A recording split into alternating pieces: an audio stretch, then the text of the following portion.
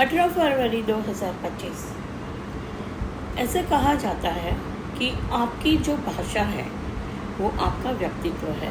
आप क्या सोचते हो, आप क्या खाते हो, वो आपकी भाषा जो है, आपकी जो बिहेवियर है वो उसको एक्सप्रेस करती है। ऐसा भी कहा गया है और ये चाणक्य ने कहा है कि अगर प्रलय, गुरु को आप कभी भी वीक मत समझो। गुरु वो वह व्यक्ति है जिसकी गोद में या तो प्रलय होता है या तो हमारा समाज जो है वो आगे बढ़ता है, उसकी उन्नति होती है। ये चाणक्य ने कहा है। उसके लिए ही गुरु को हमारे समाज में, हमारे वेदों में, हमारे जीवन में गुरु को बहुत महत्व दिया गया है। गुरु जो है वो हमारे समाज को बनाते हैं और बिगाड़ भी सकते हैं। तो कैसे बनाते हैं वो हमने देखा। शिवाजी महाराज जो है वो हमारे गुरु मान सकते हैं हम उसको।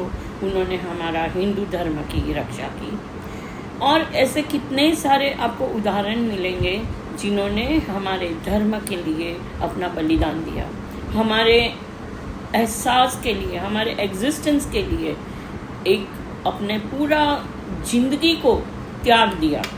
तो मैं आज ये सब बातें क्यों कर रही हूँ? क्योंकि एक इम्पॉर्टेंट इशू है, वो है रणवीर अलाहाबादिया और उसके साथ जो है एक महिला है जिनको भी ये लागू होता है। मगर हम वो महिला पे बाद में जाएंगे, मिस माखीजा। और मगर ये जो रणवीर अलाहाबादिया है उसके लिए आज हम चर्चा करेंगे। उन्होंने सुप्रीम कोर्ट में इंटरिम पिटिशन रिलीफ के लिए एक रिट पिटिशन SLP फाइल की और उसका हम सबको मालूम है कि उन्होंने क्या बोला और भरी सभा में बोला। जैसे आप बोल सकते हो कि एक ज़माना था महाभारत का जहाँ द्रौपदी के चीर हरण हो रहे थे और वो कृष्ण कृष्ण बोल रही थी, और यहाँ जो द्रौपदी है वो खुद को अपने इनवाइट कर रही थी कि मेरे चीर हरण करो। क्या मैं सही हूँ या गलत? अगर आप आगे भी सुनना चाहते हो तो मेरे ये जो YouTube चैनल है उसको लाइक कीजिए, शेयर कीजिए और सब्सक्राइब भी कीजिए, क्योंकि हम आपके लिए काम करते हैं। तो आज ये रणवीर अलाहाबादिया का केस आया और उनके ऊपर मल्टीपल FIR हुए हैं और आसाम में हुआ है, फिर गुवाहाटी, जयपुर, मुंबई, इस मल्टीपल FIRs।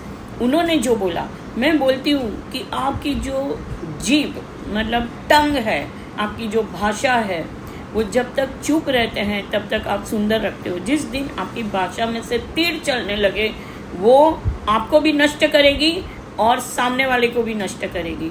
और आपकी भाषा तीर या बंदूक से भी ज़्यादा पावरफुल है, वो इसके से हम समझेंगे।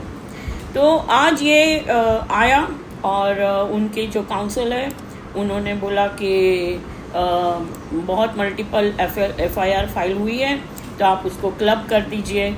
और वो जो तो फिर जज साहब ने पूछा काउंसिल को कि क्या आप उनको डिफेंड कर रहे हैं? उन्होंने जो भाषा यूज़ की उसको आपको उनको शर्म नहीं आती?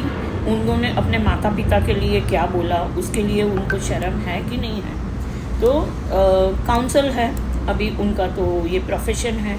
तो उन्होंने कहा ऑफ कोर्स है सर कि माय लॉर्ड्स की मुझे भी शर्म है, मैं उसको प्रमोट नहीं कर रहा, मगर मैं कानून के दायरे में रह के मैं ये एप्लीकेशन कर रहा हूँ।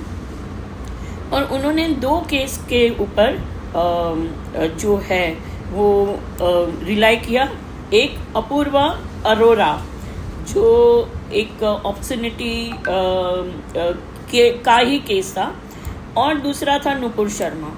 अभी जब नुपुर शर्मा की बात आती है उसके अंदर भी मल्टीपल FIR क्लब हो चुके हैं और दिल्ली में हियरिंग हो रहा है।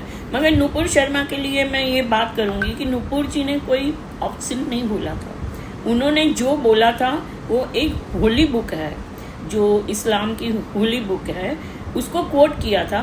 मगर उनके जो काउंटर पार्ट डिबेटर्स थे उन्होंने उसको ट्विस्ट किया। उसमें नूपुर जी को बहुत तकलीफ हुई और वो आज भी तकलीफ भुगत रही है।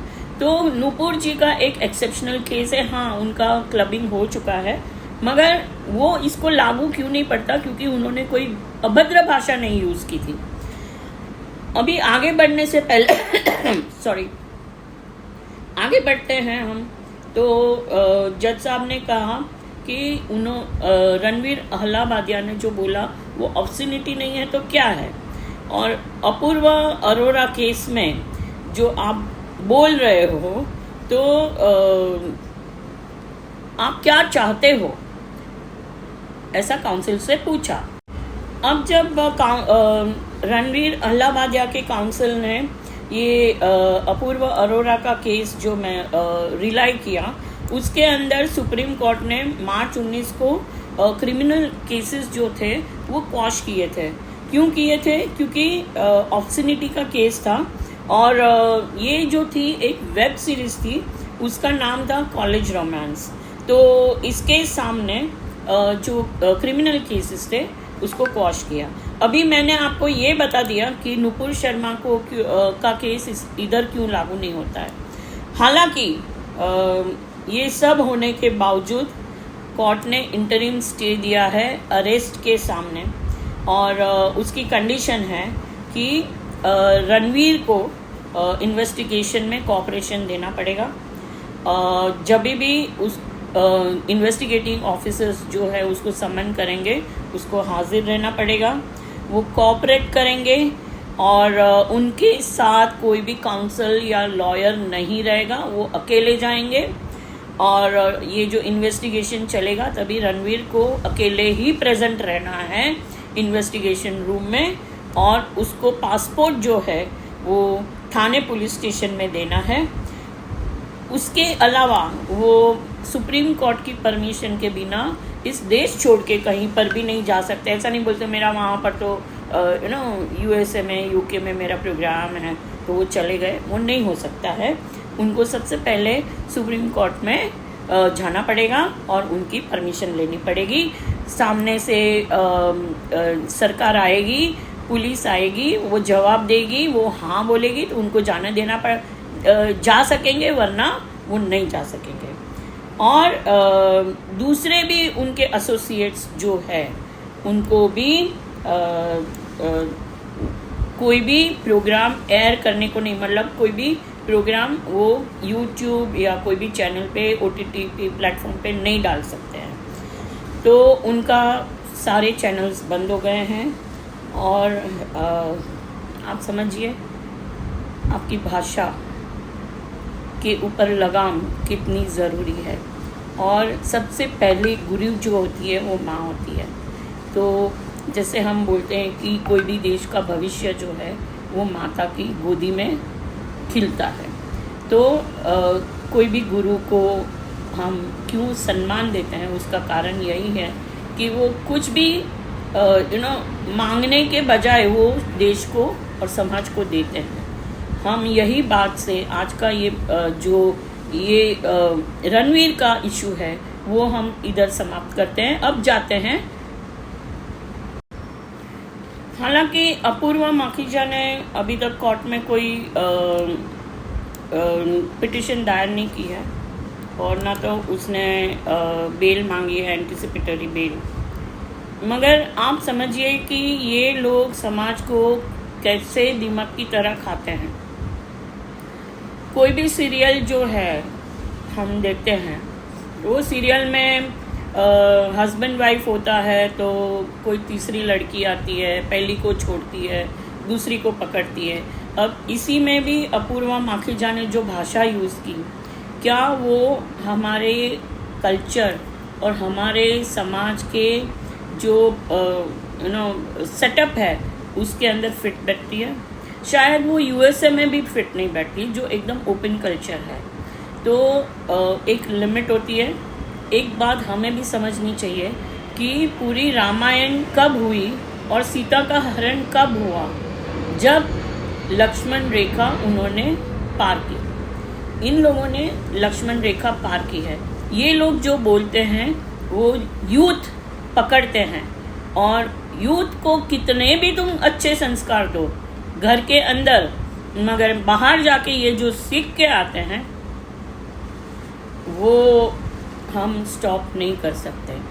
ये लोग जो है वो समाज को दीमक की तरह काटते हैं, खोखला करते हैं, और हमारे बच्चों को गंदी गंदी आदतें पड़ती हैं। तो सुप्रीम कोर्ट ने अब तो दे दिया है, शायद उनको अरेस्ट ना भी करे, मगर इसका हल निकालना बहुत ज़रूरी है, क्योंकि अगर इसके ऊपर पाबंदी नहीं आई या इसके ऊपर लक्ष्मण रेखा नहीं दौड़ी गई तो हर एक द्रौपदी बोलेगी आओ मेरा चीर हरण करो। तो इसी के साथ हम समाप्त करते हैं। आप भी सोचो, आप कमेंट्स करो, और हम उसको पढ़ेंगे।